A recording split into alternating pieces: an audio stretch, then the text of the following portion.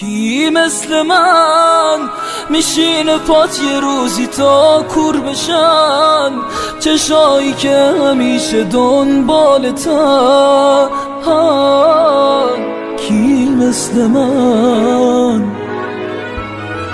کی مثل تو میتونه دل بکنه از دلم، بفهم حالم و عاشق شدم.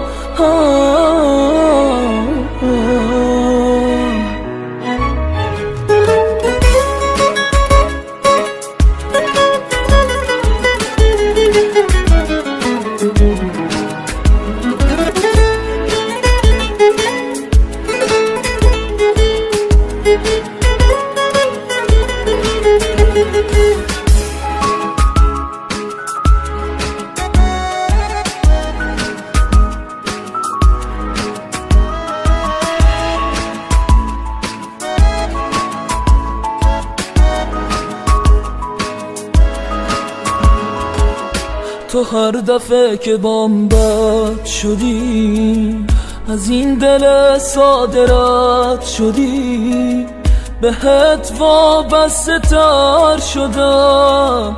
نگام کن شکسته تر شدم، نگام کن شکسته تر شدم. تا کی باید اینجا باشه تموم خاطرات تو هرچی بد بودی با من، اما همیشه داشتم هوا تو، همیشه داشتم هوا تو. آخر یه روز این قصه های لعنتی میشکنه غرورمو، بفهم حالمو، فهم حالمو.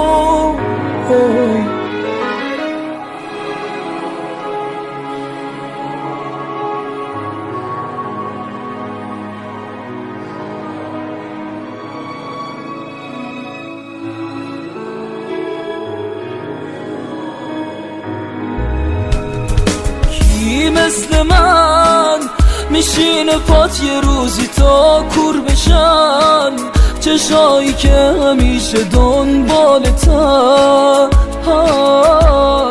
کی مثل من،